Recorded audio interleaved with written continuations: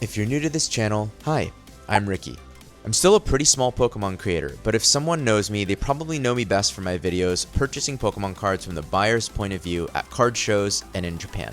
I've attended dozens of shows as both buyer and seller, and in this video, I'm going to explain everything I'm doing and thinking when I attend these shows, which has saved and made me thousands of dollars as I've built my collection, had a bunch of fun, strengthened long-time relationships, and built new ones.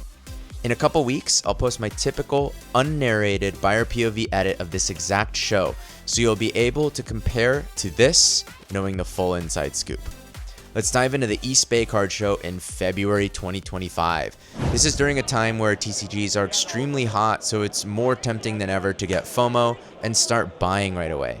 But unless you're looking for something you know is very rare and one of the first tables you go to happens to have it, I'd recommend making as much of a lap as you can during the first hour or so, only doing deals that are pre-arranged or for those really rare things that you know are priced well and that you're unlikely to come by again. Another exception is once you've been to a handful of local shows, you'll start to see the same vendors and you'll learn how they approach pricing and negotiation. But again, even if you have a good sense for this in your local card show community, I've still gravitated a lot more towards just taking a lap and comparing inventory and prices before I start making deals. Not giving into FOMO is going to come up a few times in this video. So again, unless you're buying something really rare, you should just feel confident that odds are really high that 5 minutes into the show isn't going to be your last chance ever to buy something you want at a good price. Personally, at this point, I also go into most shows with a bit of a focus or plan, but no specific budget. When I first started going to shows, I kind of had the inverse, a specific budget I was comfortable spending, but no real plan other than just to buy what I liked. As time has gone on, that's kind of flipped for me, but for the vast majority of people watching this, a budget range and an open mind is probably the best way to enjoy a card show with no regrets. Anyway, now that I've taken that initial look and handled some prearranged deals, let's talk through how I'm approaching my first full lap of the venue. First, I'm looking at some base set Charizards. I haven't owned or sold many, but there's always a buyer out there for this classic card. Before I even ask the vendor about the card, I'm looking here at recent sold prices. I want to have some information on market price and what I'd like to pay before hearing the vendor's price and initiating a negotiation. Is that base set Zard yours? Yeah. What are you asking on it? That's high comp. You'll hear me say here, that's high comp. I'm referencing the fact that their stickered price is priced at a high recent sold price, not the average or the bottom, which as a buyer, that's obviously my preferred market price to start a negotiation from. So in cases like these, the first phase of the negotiation is just agreeing on a market price off of which we'll base the rest of our deal. The top one's base set too, so ignore it. Last two solds are 385 and 390. Okay. Can you be in that range? 380? My first offer is to be near recent solds. I'm not maximizing margin here. I just want the card at a price where I'm unlikely to lose money later. I can do 4.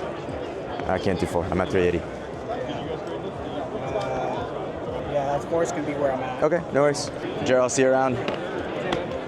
Some people might hear this and think, man, walking away over $20 on a $400 card. Keep in mind, that's 5%. And for personal collections, buying for $400 in person is a really good option because you're avoiding taxes and shipping and the risk that comes with that. But for resale, that $20 could become my entire margin if the next few solds of this card are a little bit lower. When you see a vendor or buyer walk on a deal over $5 to $20, what you don't see is the literal hundreds or thousands of other deals that person will do. It's not $5 or $20 times one deal. It's $20 times hundreds of deals a year. If you're planning to attend card shows with hopes of reselling some of what you buy later, you really do need to be thoughtful about what your comfortable buy and sell prices are, because $10 might not be much, but $10 500 times a year is kind of a lot. After checking a couple more tables, I find Ernie, a friend I've made through Pokemon. I follow his social media and content, so I immediately lock eyes with this very cool Chinese exclusive Pikachu promo, which I'd seen earn buy and grade a bunch of. For this particular show, my focus was mostly on vintage and region exclusives to resell later, and there's just a few very specific cards for my personal collection as always. The short explanation for why I'm focusing on vintage and language exclusives is that Modern is in a huge hype cycle right now, so prices are really high. I never FOMO into high prices for my personal collection, and I avoid stocking up on volatile Modern cards until much closer to the next show where I'll be vending at. You graded these with PSA? Yeah. I thought you were sending them all to CGC. I got those ones back already. I sold them. These ones just got back Tuesday. I try to be fair. I got the CGC back 2 months ago. Those are cool. James, have you seen these? These are Chinese exclusive, right? Simplified Chinese? So cute. Huh? Traditional Chinese. Traditional Chinese? What do those go for nowadays? It's the only traditional Chinese card that people actually work for. Care about? Yeah, that's funny. Right? I did. I'm still making my lap, so I'll probably swing back around. Yeah. I'm clocking this information from Ernie for later. It's a cool, desirable region exclusive, and I know Ernie has pretty good margin on them because he sent them in to grade himself. So we're going to come back to his table in a little bit.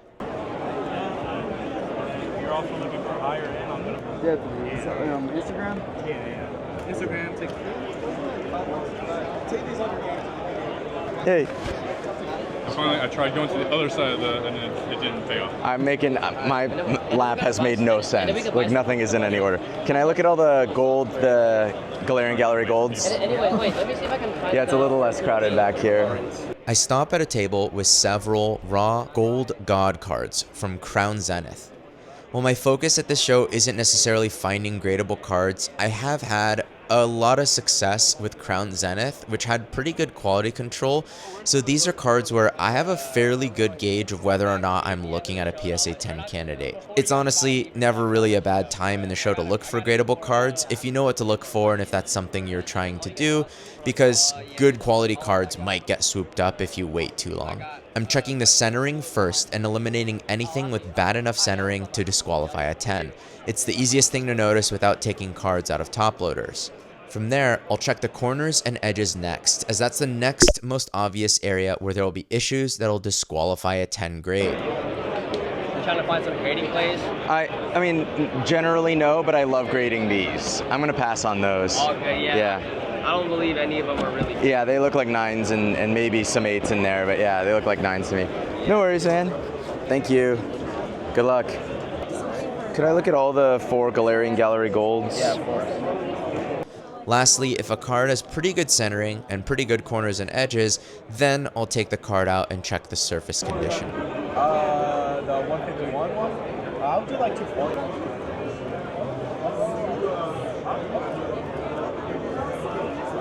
I'm gonna pass on that too. Oh, thank you. Yeah, of course. Good luck. Yeah. In this case, the cards had flaws that I felt made them more likely to be 8s or 9s, so I thank the vendor for their time and move on. Now I'm eyeing an extremely rare card, a Gold Star Umbreon. How bad is that Umbreon Gold Star? It does have like a pressure dent on it, Okay.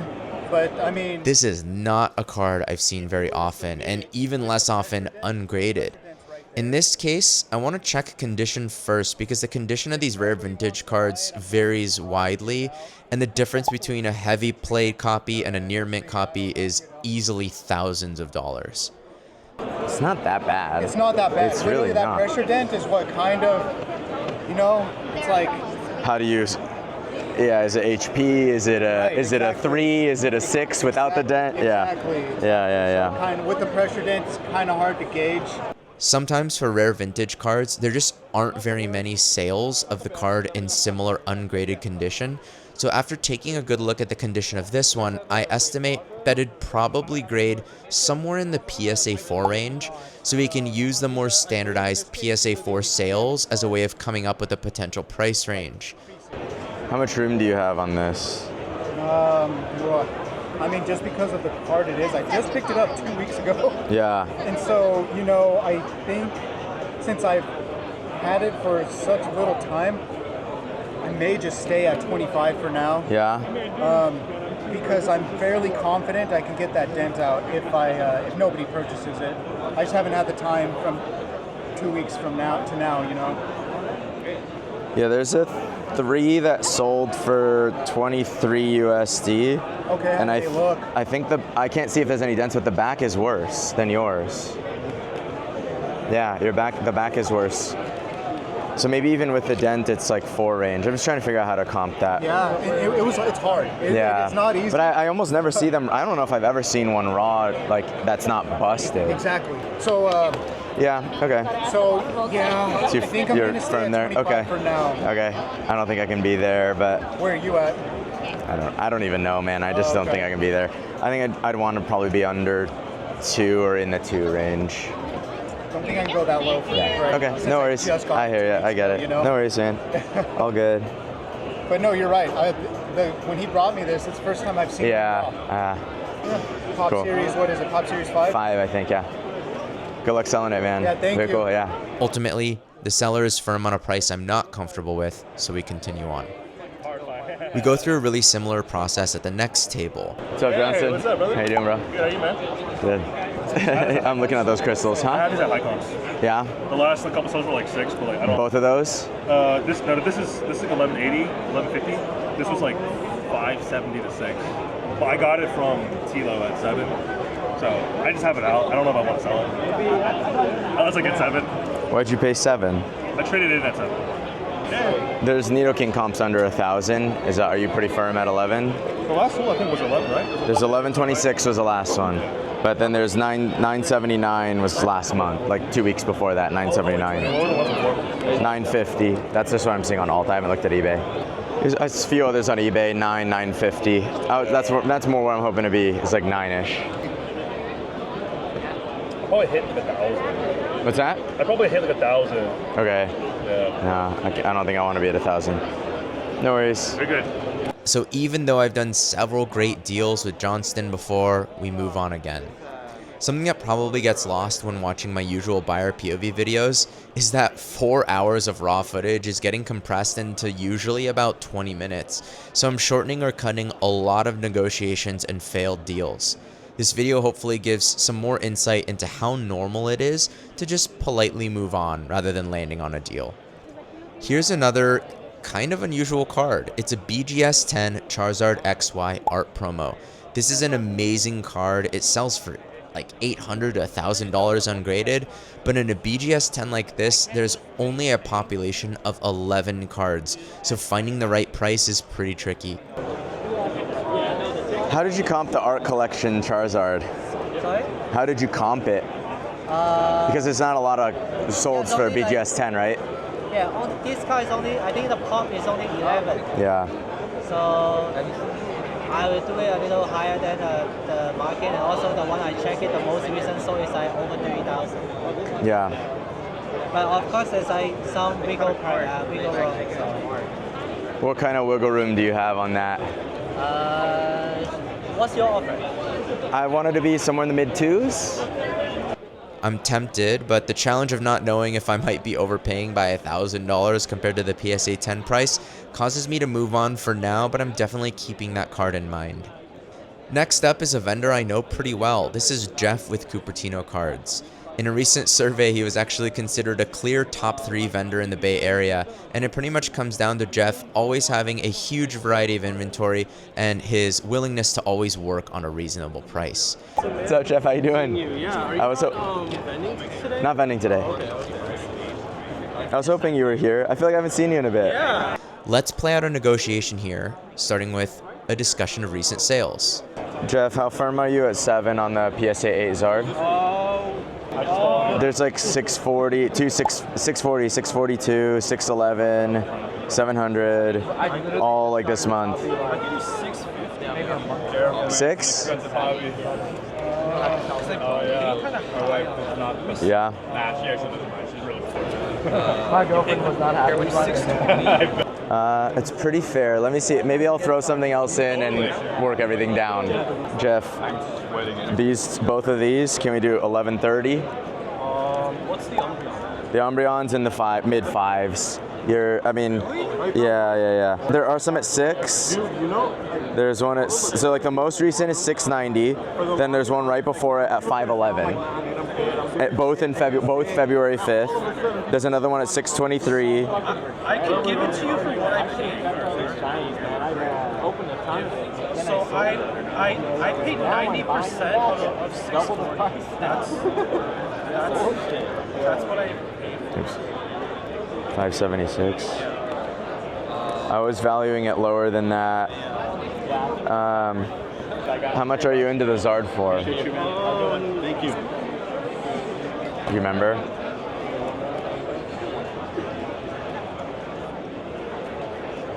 I could do 6 on it. It's fine. But and then you have to be at 576 on this one. Because it's like everywhere. So. Yeah, I know. I would do 6 on that for sure.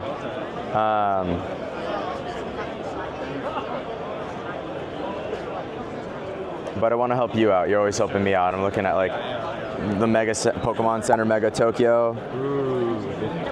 Can you be at like, I don't know, low 5s on that Pokemon Center Mega Tokyo? Here's recent solds 522, 550, 570. What would be your offer? Basically the last sold like 520. 520, sure, yeah. So can we do both for 1120? Or wait, sorry, is that right? 520 plus the Charizard? That's 1120, right? Yeah. Yeah, that's good? My man. Boom, that's our first big deal for today. This is where knowledge and relationships do intersect. I've probably bought somewhere in the neighborhood of $10,000 of cards from Jeff over the past year. So there's a lot of trust in each other that if we're working on a deal, the intention is to get that deal done. 1, 2, 3, 4, 10, 11, 20. Yeah. Thanks again, Jeff. Appreciate you, man. Good luck with the rest of the show. Now let's revisit the same Charizard card as before, but in a PSA 10, which has a much easier to observe market price. I was looking at someone who had this in a BGS 10. Are you firm at 21? A little bit of wiggle room. Not much though. Some vendors will stick to the highest or most recent sold, which isn't unreasonable, but I personally prefer in most cases to start by just negotiating that market value first as roughly the average of the last 3 to 5 sold prices, especially if the card sells regularly and there are no outlier sales that are oddly high or low. And last few solds I'm seeing are pretty well under 2 right now. Yeah. I think I priced it around this cup right here. Yeah. So that's kind of where I was like, I'd probably take the average of these and then want to call that market. It'd be like in the 18s. I got them traded in, so it depends on what you're trading. Is that too far for you? yeah. Okay, no worries. Thank you. Yeah. Anyway, we're going to move on because I find something from my personal collection that I've been hunting at card shows for months. You got something I need this time, I think. Is that Red's Challenge, a 10 in the corner? Yeah.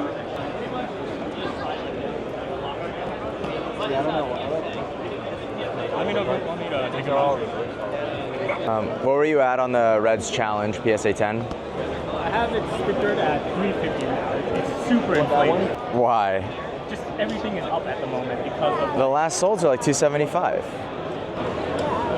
when I just priced yesterday. Okay. Those are the last solds. So what do you see available on actual listings though? That's the thing that I was also looking at. It's because everything is moving up so quickly that there's almost no listings available. That's lowest bin, but it's in the UK. It can be reasonable to take into account what's actually available to buy. Just because a card last sold for $500 doesn't mean you could buy it right now for $500. So when I reference lowest bin, what I'm referring to here is lowest buy it now on eBay. So after tax and ship, it would still be under 300. Yeah. There's 285 is the next. Because you're with them, right? No. You're not? No, I mean, Can I be? Yeah. I am now. I bought from you before, man. Yeah. I'll give you a special deal at $250. I'll do $250. Pretty straightforward deal here. Nothing to explain that I haven't already explained in this video, so let's move on to Jason's table. Thanks, man. I appreciate you. Thanks so much. That's for my PC. It's not going anywhere. No, don't worry. What's up, Jason? Good to see you, bro. Good to see you too. Jason is a vendor specialized in Japanese. He's been full-time Pokemon cards for a few years, and he's done tens of thousands in business with my best friend, James. Jason's also become more of a friend over time as a result of that, and he's got something I need. Oh, yeah, is that a Green's Exploration Raw? I need one of them's. Not here to. I have an 8 too. That might be better for cracking. Yeah. I'll do either. What? Yeah, is the 8? Why haven't you cracked the 8? I just got it the other day. Oh, okay. Yeah. The 8's probably better than this. Probably, yeah. An interesting option as a buyer is to buy graded cards with the intention of breaking the casing open, which is known as cracking a slab. It can be kind of a sweaty endeavor, but once you get the hang of it, it can be a really good way to get a card for a binder that can be hard to find in your ideal condition ungraded. You don't have a sticker on it around the same? Just figure out what that... Sure, right, yeah. We're proud of it. You said like 250-ish on this? Yeah. Can you do 235? Yeah. We follow a similar process here and make a deal. Typically, especially in this current market, I'm pretty happy to pay around or a little more than 90% of recent solds for things I intend to keep for my collection or that I think are likely to be able to get a PSA 10. For things I intend solely to resell or just have some fun with the vendor, I push for numbers in the 80 to 87% range a lot of the time. In this case, we pay a little bit high because we're supporting a friend and a true Pokemon small business, and we're buying something that I've wanted and have had a really hard time finding for the past several months, and I know I'd pay a lot more all in if I were to buy this online somewhere like eBay. Here, I'm taking a look at another rare vintage card, a reverse hollow crystal golem. What's the condition on the golem, the crystal golem reverse? Oh, it's damaged, bro.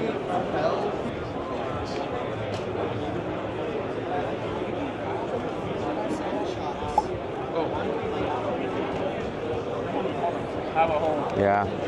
I mean, the PSA 9's around that price. This is another card that's a bit tricky to price ungraded, but knowing this sticker price is near the price of a PSA 9, and I am definitely not looking at a PSA 9, I simply offer that information and gauge a reaction. At least in this current market, I found that vendors are more eager to make deals on basically anything that isn't English modern. So it's worth keeping a statement like this open-ended and seeing the reaction. Some folks will just say okay and take the card back, and others might say, look, just make me an offer. In many cases, I've paid far below stickered prices after initiating negotiations this way. But in this case, we move on. Here's another instance of gauging that Charizard Game Art PSA 10. Sorry. How firm are you guys on the Charizard art collection? The last few sold, there was one 2000-ish sold, and then there were a few like 17 and 18 that I was looking at. So I'd want to comp it at least at sort of the average of those 18 something as market. I wouldn't pay 1850. I would comp it at 1850. Kind of paid high for that. Yeah. Okay. No worries. No worries. Good luck with the show. This one speaks for itself, but also I just want to point out these interactions are good as information. Vendors' reactions tell me something about what they might have paid to get into the card or how much interest there's been in the card from potential buyers. Folks that paid high or have a card that they're confident are likely to sell near their stickered price tend to be a lot less motivated to play ball. Here's a vendor I've worked with a ton, KC, also known as Cold Leg Tables. Like Jeff earlier, he was voted a top 3 Bay Area vendor because he's a really fun guy to deal with, and he's almost always willing to work on price. You want to be lowballed on the red sticker stuff, right? I want to be lowballed on everything. You mind if I sneak? I'm gonna crawl under. Which left side? Yeah. Sorry, then I'm gonna sneak by you real quick. Sorry. Bro, what is this? I can't endorse crawling under vendor tables as a best practice, but it is what happened in this case. But this is after dozens of deals and a lot of interactions and time spent with Kevin. Why did you subject me to that? That was embarrassing. All right, you gonna talk to me about this this Charizard? All right, I'll throw that in for free if you get this at the price, I guess. I guess I can do that for you. Wow. But you're gonna keep the guard. Yeah, price on the card. Wow, so generous. I think lowest I would try to comp it at, like between the 1800s and 2000. So what, we coin flip Let's see my cost after you shoot your shot. 1650 and like 2 even. That's your flip? Something like that, yeah. Yeah. Let's play. Let's talk a little bit about coin flips. When I first started going to shows, I pretty much never did coin flips or similar ways of gambling to try to win a negotiation, but over time with enough buying and selling, my wins and losses in coin flips are kind of a wash, so while I don't personally go for really risky double or nothing type flips, 20 bucks here or there can be a fun way to just end a negotiation and leave it up to the universe. In the case of Kevin, we've gotten into the habit now of pretty much always coin flipping our deals just for the fun of it, and I think I've won the last 6 or 7 in a row. In this case, we're doing a 1700 2000 coin flip on a card that we agreed is worth about 1850. So no matter the outcome, this is a win-win for both of us, so we agree to flip it. Heads, tails. You gonna call it? Sure. Heads.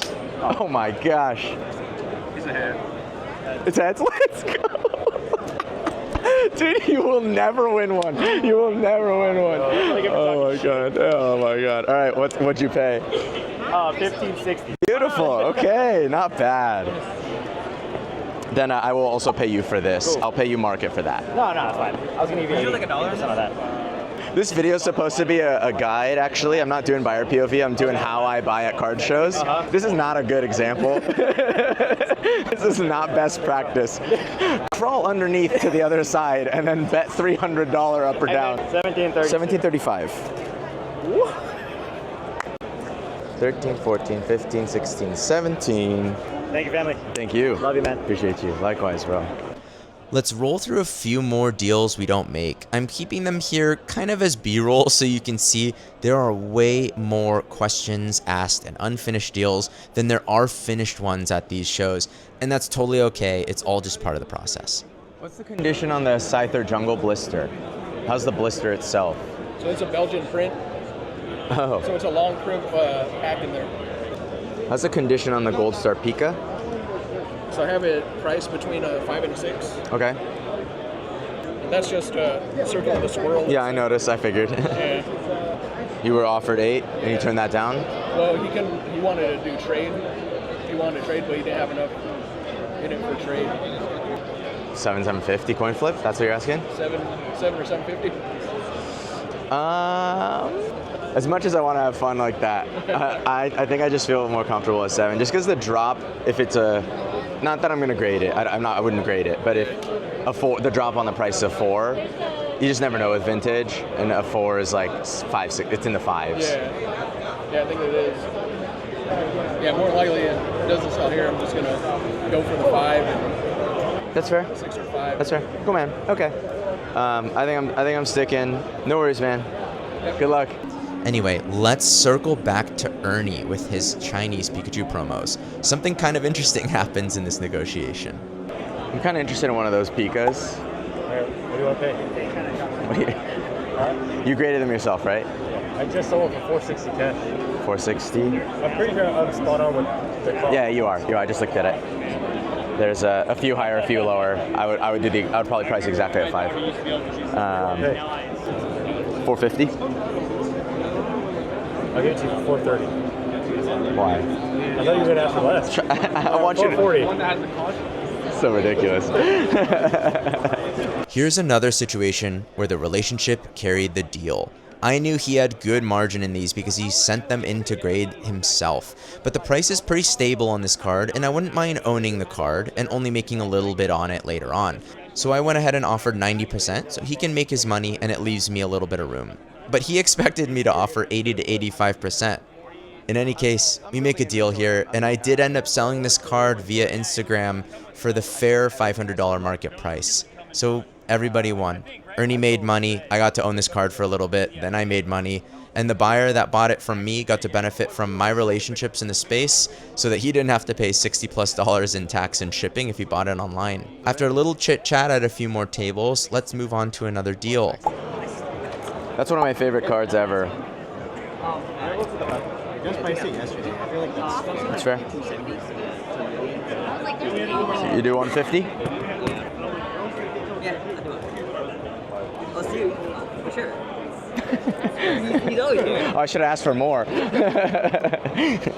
Blaine's Arcanine is one of my favorite Pokemon cards, so here's another situation that kind of just hits on the same few pillars you've seen in this video a couple of times. We agree on the market price, we understand the liquidity of the card, we consider the pre-existing relationship if there is one, we offer 80 to 85% as a starting point, especially for things that aren't super liquid, and then we just go from there. This one's a pretty simple deal. It's not the most liquid card ever. I made a pretty reasonable offer. I've worked with these folks before, so the deal gets done in one ask. Thanks, Austin. Appreciate you, bro. How's it going, bro? Going pretty good. Yeah? Yeah. Now we're going to move on to some low to mid-end vintage singles. Yeah, I'm actually kind of interested in this sort of like EX era stuff a little. Oh, so I just put out all my EXs too. So. Okay, nice. Besides the two that's in here. Yeah, I saw there's an Agon and a Meganium, yeah. I think for the most part, they're all like light players. Okay. These EX silver border cards have some common condition issues because there's a lot of scratchable hollow surface area, and because these hollow edges are really prone to peeling. For niche lower to mid-end vintage, I definitely want my price to be in the neighborhood of 85% to make it a pretty sure win for me. Okay, this one's near mint. This one's very nice. The rest are about LP. That's about what you said? Yeah. So let me make a list because I am interested in these. When did you price these? You said some of these are outdated. Like really outdated. So like I would be pricing everything out on TCG. They honestly look, so far they're good. Yeah, I think I for the most part I think I did pretty accurately because I know EXs go. So far I'm agreeing with them. This one's sort of on the edge. It has some whitening at the bottom that I think is like maybe it's LP plus. Yeah, that one probably dropped a lot. This one did. I think it was near mint unless it got beat up a little bit. Is it light play? I would not put it at near mint because all the corners have a little bit of whitening. Yeah, no, that's for sure. It's not too beat up, but it's a light play. So that's more like half that price. I think it was more of the. I think I had a Neo one on this armory. Gotcha. So if I put these two at light play, it's like around where you're at. Yeah.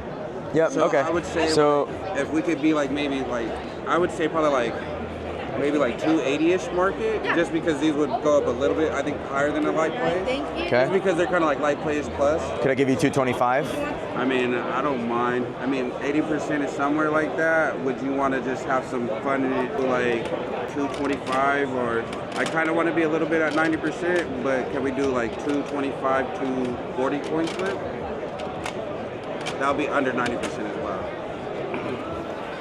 But I kind of want to be like maybe like For you, I definitely want to be more like around 85-ish than 80. I mean, because 80 to me is like still kind of like pretty low, like because I could sell like a lot like that too. But if we can meet at 85, I would definitely shake on it. But if you want to do 225, I think we should like a 225, 240 coin flip, $15 coin flip. Can we do 220, 240 coin flip? Okay, let's do it. We agree on a small coin flip, and that basically takes my number as the middle. Heads. It's heads. And we win another coin flip. Good stuff, bro. Thanks, Valentino. So as we wrap the show up, let's summarize the key principles we've learned today. 1. Expect to spend over 3 hours at a show with more than 100 tables, and be prepared to struggle to find parking or wait in lines in the current hype. 2. Go in with a plan. Whether it's a focus for the day or a budget, you're going to have an easier time reaching your goals for the show without regrets if you have a loose plan going in. 3. Take a decent lap first. Unless you find things that you know are really hard to come by, or you know a vendor well enough to understand their approach to pricing and negotiation. 4. Lots of deals will not go through. Don't FOMO a bad buy, and treat each interaction as information and data. Data about the vendor, about the market volatility, liquidity on certain cards, and so forth. 5. Negotiate market price first, then the price you'll pay second. The truth is, if you negotiate based just on the vendor's stickered price, it's pretty much a guarantee you're going to overpay at some point, maybe even consistently. So learn to look up market values and consider at least a few ways of determining that market value, especially if you're buying rare cards that don't sell frequently. 6. After agreeing on that market price, don't be afraid to offer 80 to 85% on less liquid or smaller stuff, and be willing to engage in some back and forth. Expect pretty often to land somewhere between the mid 80 to mid 90% range. That's where most of my deals are made. Don't lowball by offering below 80% or so on desirable or rare cards. Hopefully, this video demonstrated the long-term value of building relationships, and being difficult or unreasonable is a surefire way to put vendors off and struggle to make good deals now or in the future. And 7, well, I didn't say this in the video, but if you haven't already, check out my video on 5 tips for buyers at card shows.